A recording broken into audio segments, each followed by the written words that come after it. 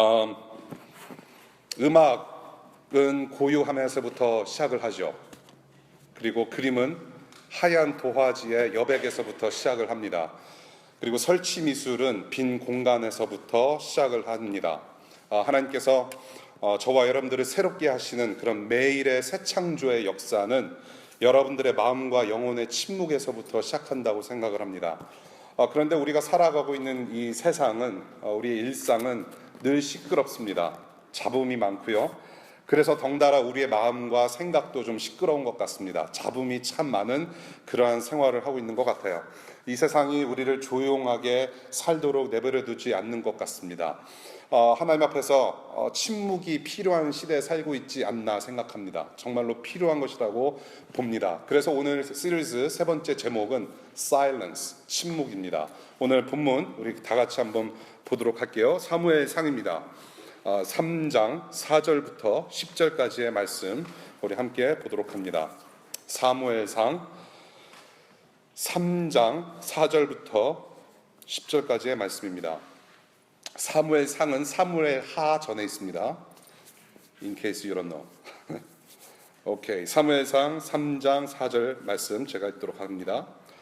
주님께서 사무엘아 사무엘아 하고 부르셨다. 그는 제가 여기 있습니다 하고 대답하고서 곧 엘리에게 달려가서 부르셨습니까? 제가 여기 왔습니다 하고 말하였다. 그러나 엘리는 나는 너를 부르지 않았다. 도로 가서 누워라 하고 말하였다.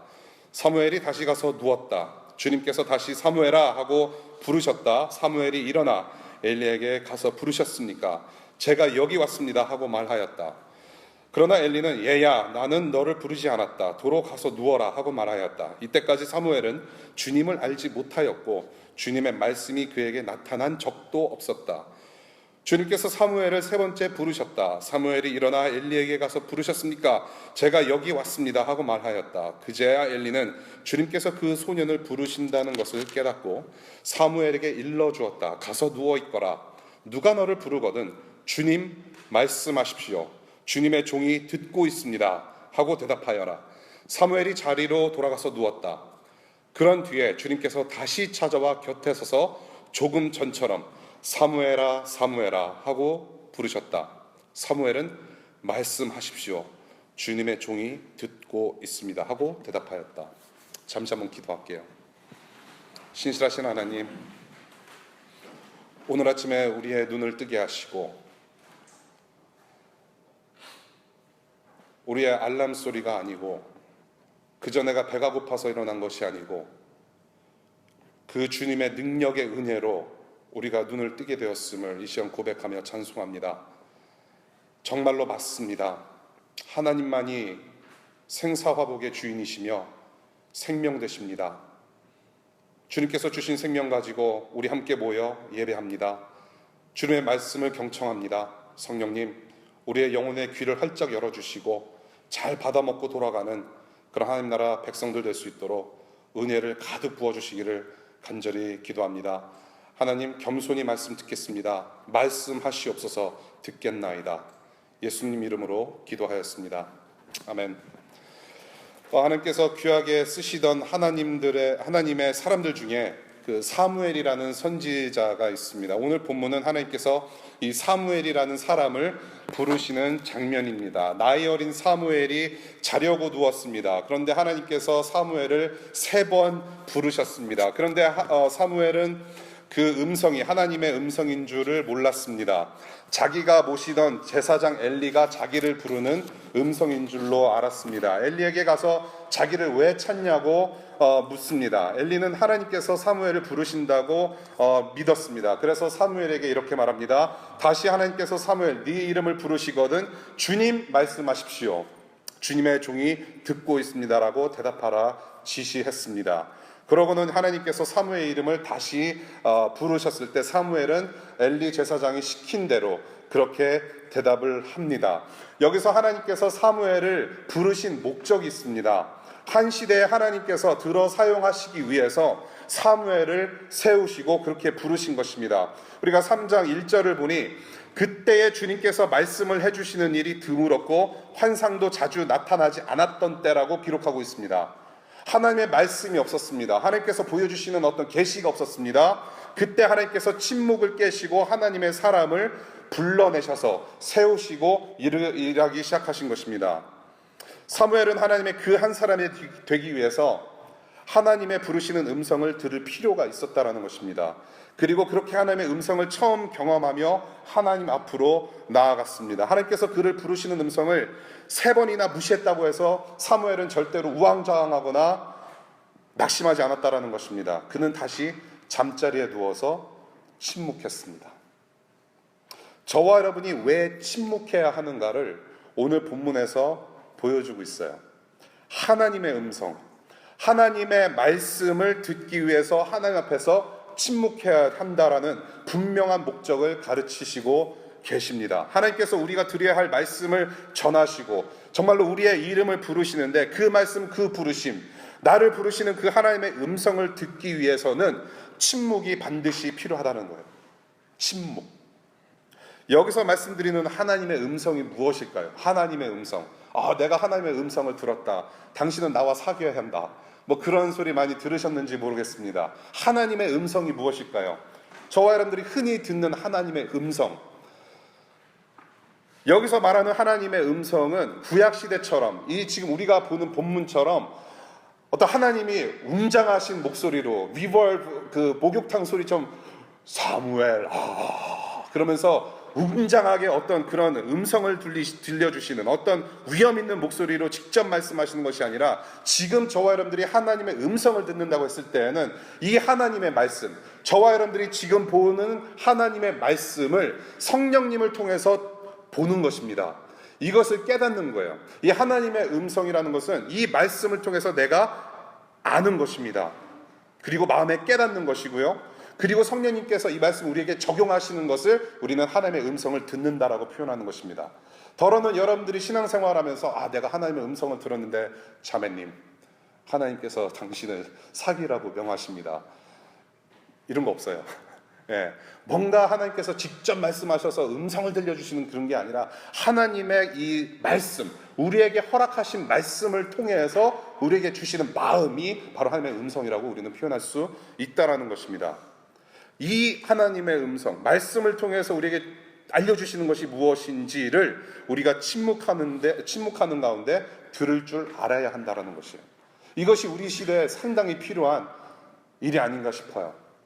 이것을 왜 하나님 앞에서 우리가 침묵하면서 하나님의 음성을 듣지 못하는가, 여러 가지 이유들이 참 많습니다. 저는 오늘 2가지를 말씀드리고 싶어요. 첫 번째, 내가 하나님 말씀 중심이 아니라 내 생각 중심으로 살려고 하는 모습이 있다는 거죠. 하나님 말씀 중심이 아니라 내 생각의 중심으로 내 삶이 돌아가고 있다는 거예요.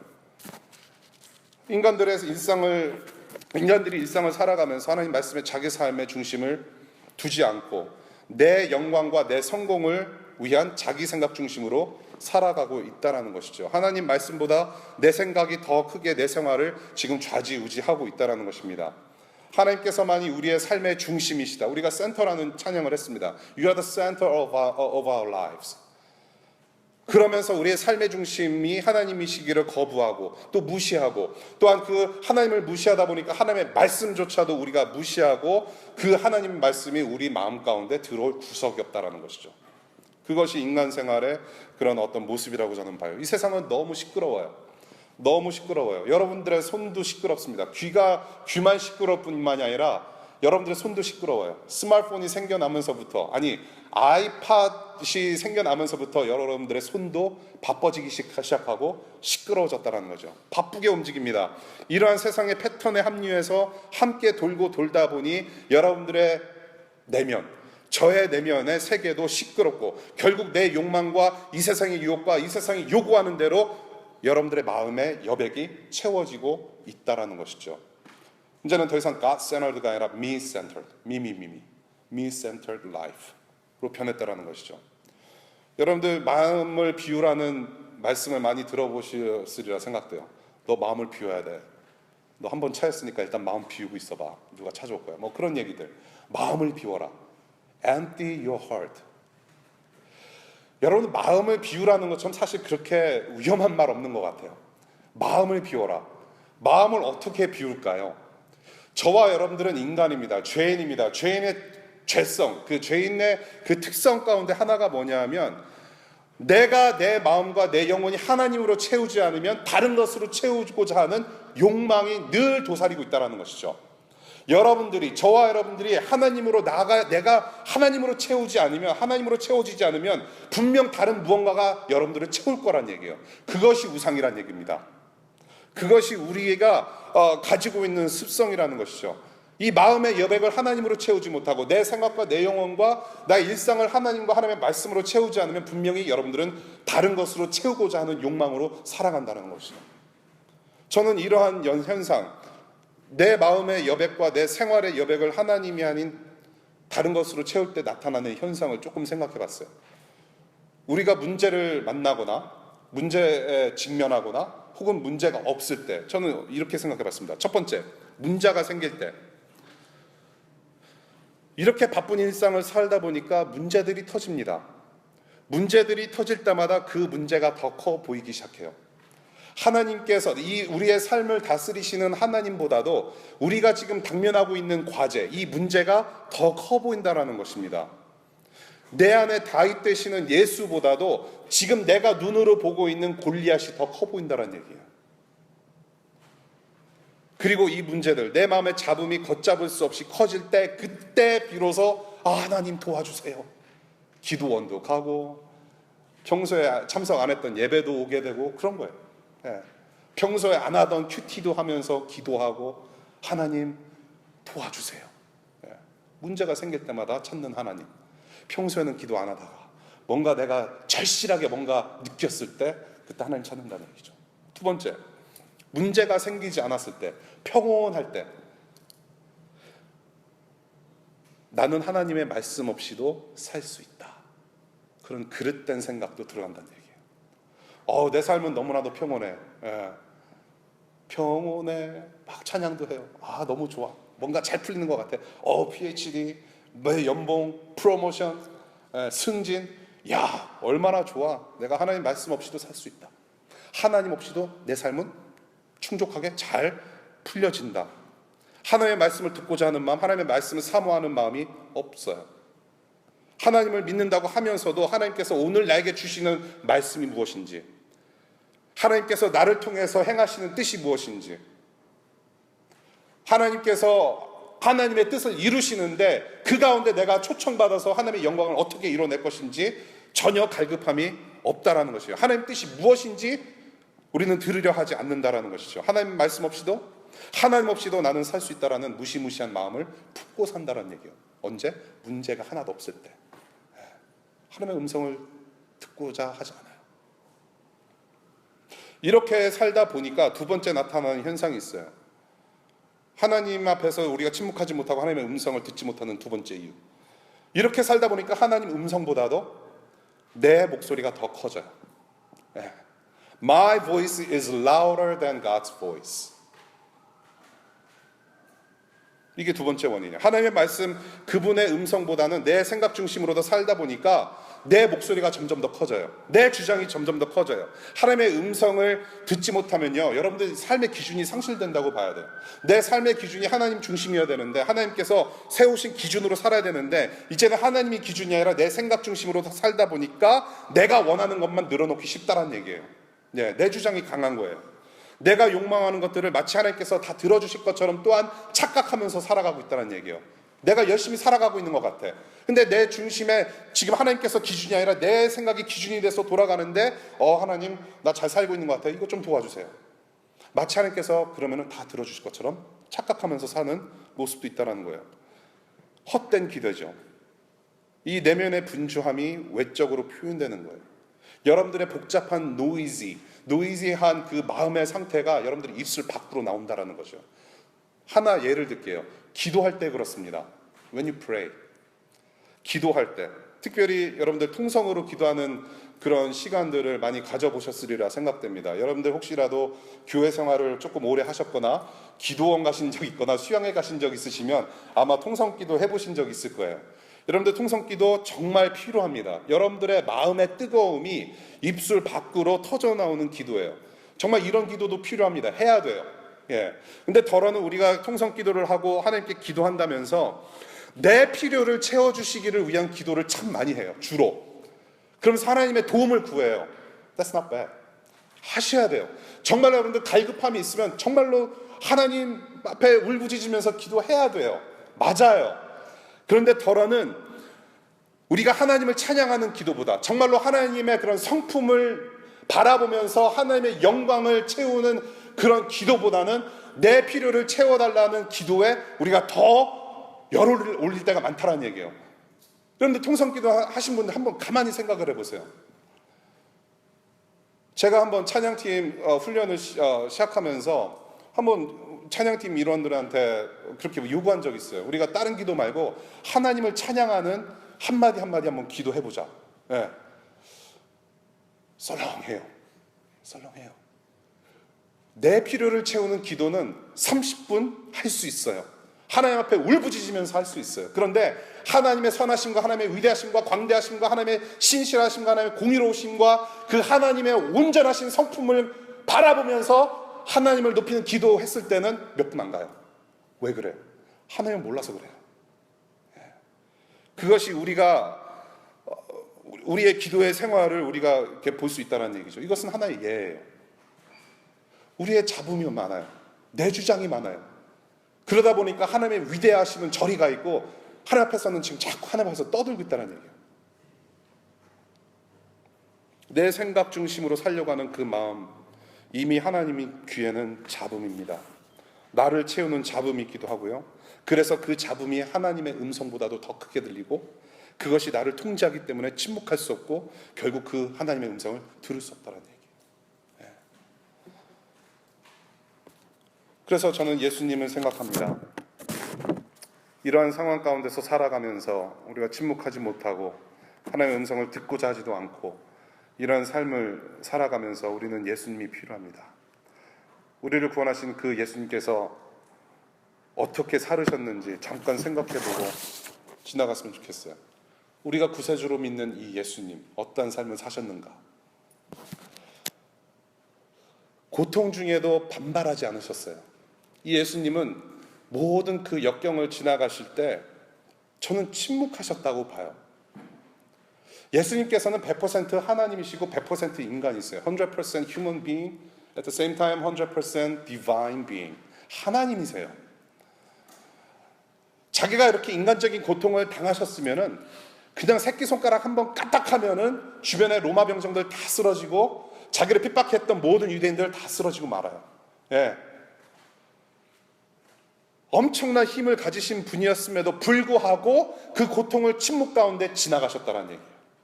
십자가를 지시고 묵묵히 그 골고다 언덕을 향해서 가셨다라는 얘기예요.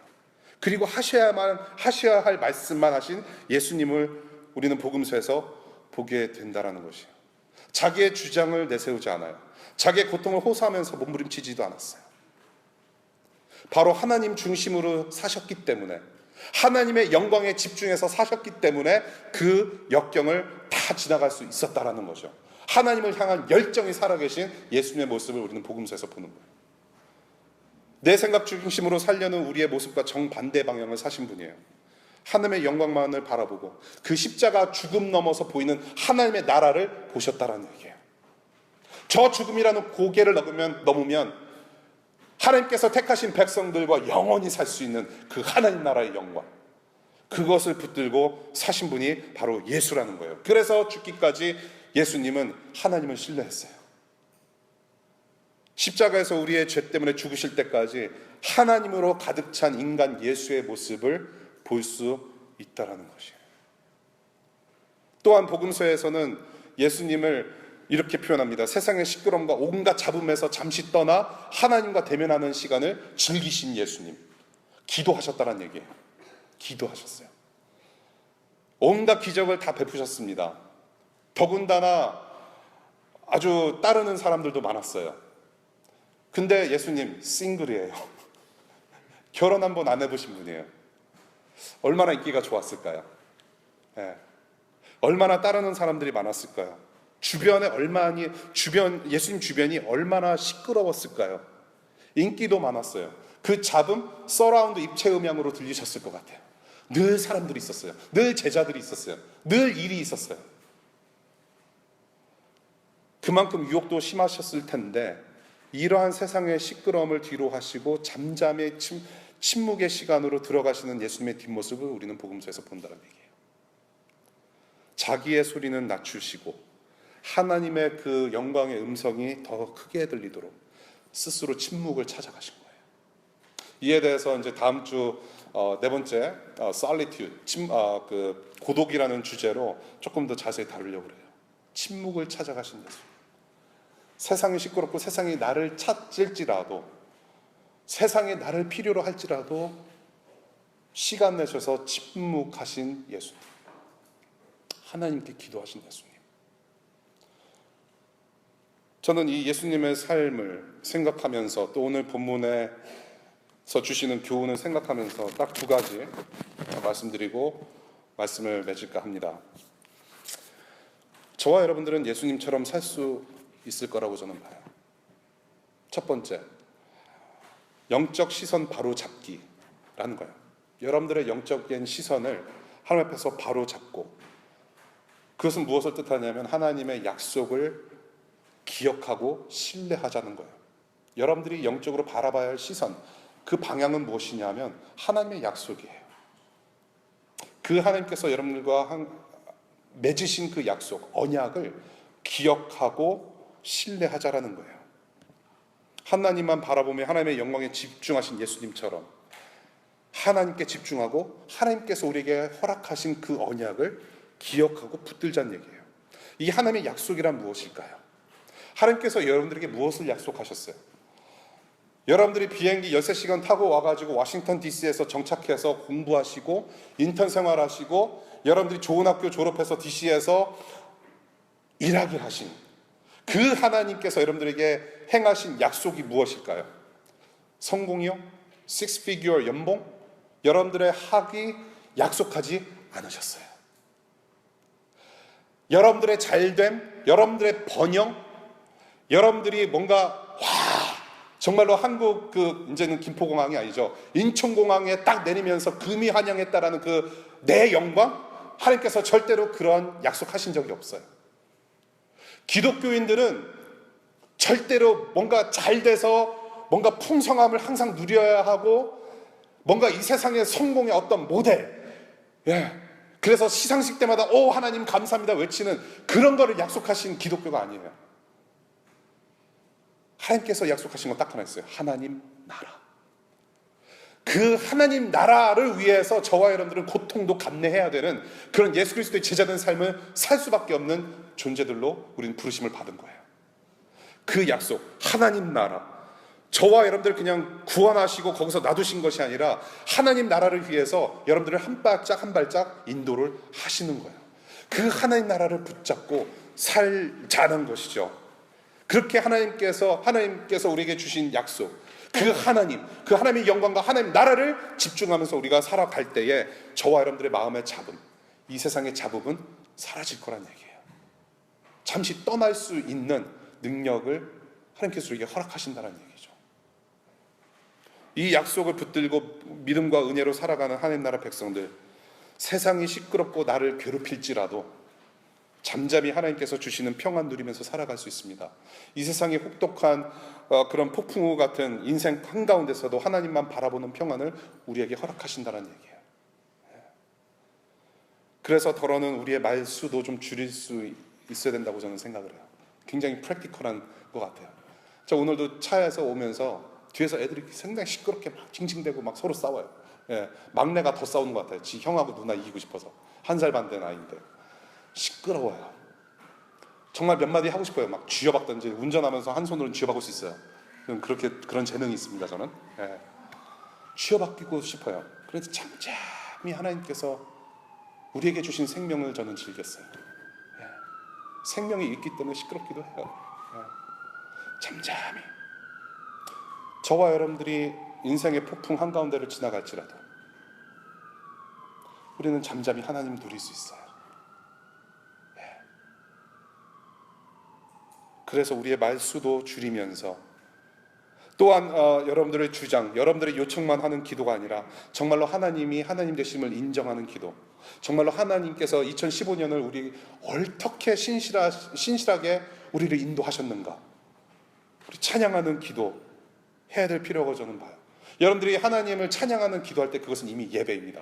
That's worship. 저와 여러분들이 천국 예배에 참석할 겁니다. 앞으로 영원히 하나님의 보좌 앞에서 정말로 모든 인종들과 예수 그리스도를 구주로 시인하는 모든 그런 성도들과 함께 하나님을 예배할 것입니다. 우리는 저와 여러분들이 하나님을 영원히 예배할 때에 우리는 내 요청하는 기도하지 않습니다. 하나님 이것 들어주십시오. 이미 끝난 상태예요. 우리는 무엇으로 하나님께 찬양하느냐? 정말로 하나님의 성품, 하나님 되심을 우리는 찬송하면서 우리 영원히 살 거란 얘기죠. 그래서 여러분들이 기도할 때, 하나님을 높이는 기도할 때 이미 여러분들은 천국 예배에 참여하는 거예요. 그 연습을 좀 했으면 좋겠어요. 하나님 중심의 기도, 하나님의 음성을 듣고자 했던 사무엘처럼 하나님께 집중하자는 얘기예요. 이 세상은 저와 여러분들의 운명이 정착하는 곳이 아니에요. 저와 여러분들이 운명이 정착해야 되는 곳은 하나님 나라예요. 그분의 그 약속을 믿고 이 세상 넘어 보이는 그 하나님 나라 바라보시는 여러분들 되시기를 바랍니다. 여러분들의 영적인 시야 바로 잡자라는 얘기예요. 두 번째, 우리의 영적인 시선을 바로 잡아서 하나님의 약속과 하나님과 그런 하나님께서 하시는 모든 그 영광에 우리가 집중할 때, 해야 될 때 동시에 해야 될 일은 저와 여러분들 안에 말씀으로 채워줘야 된다. 우리한테는 말씀으로 채워지는 하나님의 은혜가 필요하다는 거예요. 말씀으로 마음을 침묵시키는 일이 좀 필요합니다. 침몰시켜야 된다고 저는 봐요. 우리의 마음을 하나님의 말씀으로 침몰시키고 sink it down, 하나님의 말씀으로 채워지는 그 갈망함이 좀 필요하지 않는가 생각합니다. 여러분들이 하나님을 조금 멀리 떠나 있다, 정말로 하나님의 말씀이 내가 정말 언제 읽었고 언제 대했는지 기억조차 나지 않는다라고 했을 때 하나님 말씀 보고 싶습니다. 하나님 듣고 싶어요. 하나님 만나고 싶어요. 그 작은 마음 가졌을 때 저는 하나님께서 그 기도 들어주신다고 저는 생각해요. 그게 제 방법입니다. 저도 사람이에요. 일이 많고 바쁘고 피곤하면 말씀 읽는 걸 잊어요. 그리고 언제부턴가 그 말씀이 사라지고 바빠지면서 애들한테 큰 소리 치게 돼요. 아내한테도 짜증을 내요. 그리고 직장에 출근해서도 일이 잘 안 잡혀요. 커스터머들이 오면은 정말로 정중하게 겸손히 잘 섬겨서 최고의 서비스를 제공을 해드려야 되는데 그렇지 않아요. 하나님과의 말씀과 멀어지고 하나님의 마음에서도 멀어져요. 저는 그럴 때마다 하나님 도와주세요 한마디 해요. 하나님 다시 말씀으로 돌아가게 해주세요 한마디 해요. 그 하나님께서 들어주세요. 말씀 보게 하시고요, 그 즉시 하나님의 마음을 서서히 채워주시는 그런 능력, 그런 하나님의 은혜를 저는 체험을 해요. 여러분들의 작은 신음, 여러분들의 작은 바램, 하나님께서는 여러분들을 그냥 놔두지 않으신다는 얘기예요. 저는 여러분들이 그러한 삶의 연습이 저와 함께 필요하지 않은가 생각합니다. 성령 하나님께서 절대로 여러분들 그냥 놔두지 않으신다는 얘기예요. 여러분들이 하나님의 말씀 앞에 선다라는 의미, 여러분들이 하나님 앞에 선다, 하나님 말씀 앞에 하나님 앞에 선다라는 의미는 하나님의 말씀을 듣고자 하는 열심이 생겼다라는 이거예요. 여러분들이 저는 열심히 있어 그래갖고 맨날 두꺼운 성경책 가지고 다니면서 막 시도 때도 없이 보는 그런 열정이 아니라 그 작은 마음, 그것도 열정이라는 얘기예요. 열정이 생겼다는 것이고, 또한 하나님을 사모하는 마음이 생겼다는 거예요. 하나님을 조금 더 알고자 하는 것, 하나님의 말씀을 조금 더 읽고 음성을 듣고자 하는 그것, 하나님을 사모하는 마음이 생겨났다는 것이죠. 하나님이 내 삶의 주인이심을 인정하는 마음이 내 안에 풍성히 grow하고 있다는 것을 우리는 경험할 수 있다는 것이에요. 그래서 이 말씀이 내 생각을 누르고 내 마음을 누르고 내 안에 하나님께서 가득하셔서 나를 통해서 하나님의 일을 이루실 거라는 얘기예요. 말씀으로 미래를 준비하라고 저는 당부를 하고 싶어요. 말씀을 체험으로 해서 여러분들이 이제 다음 내년을 준비하시고 다음 학기를 준비하시고 다음 턴, 여러분들 직장인들 정말로 앞으로 다가올 미래를 말씀으로 준비하라고 저는 당부드리고 싶어요. 침묵하면서. 왜 그런지 제가 3가지 예를 들어볼게요. 첫 번째 예입니다. 오늘 본문에 보니까 사무엘이 잠잠히 하나님의 음성을 기다렸습니다. 하나님을 몰랐던 아이예요. 그런데 세 번째 음성이 지나가고 네 번째 하나님께서 말씀하시기를 간절히 기다리고 침묵하고 기다렸어요. 그 침묵 끝에는 무엇이 있을까요? 하나님께서 다시 부르시고 세우셨다는 거예요. 한 시대에 하나님께서 세우신 인물을 그렇게 세우셨어요. 침묵 뒤에. 두 번째, 예수님께서 언제 이 땅에 오셨습니까? 구약 성경과 신약 성경, 여러분들이 지금 성경책 가지고 다니시는 그 성경책은 Old Testament과 New Testament으로 나누어졌어요. 신약과 구약으로 나뉘어져 있는데 구약과 신약 사이에는 400년이라는 공백기가 있습니다. 하나님께서 400년 동안 침묵하셨어요. 아무 일도 하지 않으셨어요. 물론 일하셨어요. He is beyond all human history. 근데 침묵하셨어요. 인간들에게 말씀 한마디 안 하셨어요. 계시 한 번 없으셨어요. 400년을 그렇게 지나가고 나서 하나님께서 그 침묵을 깨시고 누구를 보내주셨느냐? 예수 그리스도를 보내주셨어요. 그 예수 그리스도는 누구냐? 저와 여러분들을 구원하신, 십자가 구원 역사를 이루신 그리스도 메시아라는 거예요. 언제 오셨어요? 400년 침묵 깨고 오신 거예요. 하나님께서 이 예수 그리스도를 통해서 구원 역사를 이루시기 위해서는 그 400년 공백기 기다리셨다는 얘기예요. 그리고 우리에게 기다리게 하셨다는 얘기죠. 세 번째 예입니다. 예수께서 십자가에서 죽으시고 사흘 만에 부활하셨어요. 3일 만에 부활하셨어요. 정말로 시체 덩어리였습니다. A chunk of human body already dead. 사흘 만에 죽으시고 부활하신 그 예수. 부활은 죽음이라는 침묵을 깨는 행위예요. 부활은 죽음을 깨는 거예요. 죽음이라는 침묵 없이는 부활이라는 역사가 없다라는 얘기입니다.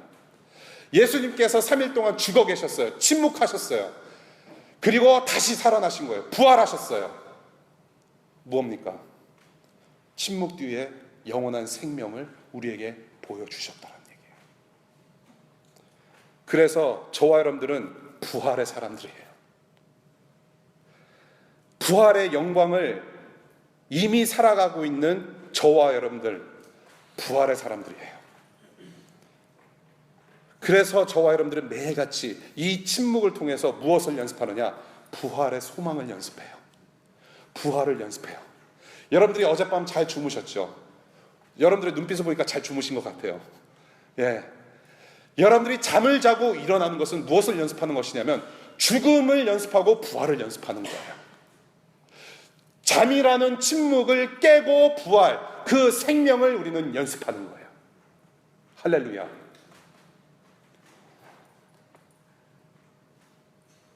패턴이 있습니다. 하나님께서 침묵 후에 하나님의 영광을 보이신다는 거예요. 침묵이라는 여백에 하나님 나라를 그리셨고요. 침묵이라는 고요함이라는 공간에 하나님의 영광이라는 아름다운 음악을 만들어내신 거예요.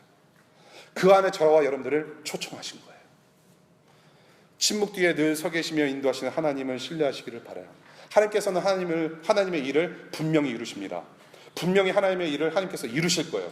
그런데 그 이루시는 동안에 하나님께서 사무엘을 들어서 사용하신 것처럼, 한 시대에 한 인물을 세워서 사용하신 것처럼 저와 여러분들도 그렇게 사용하실 것임을 믿습니다.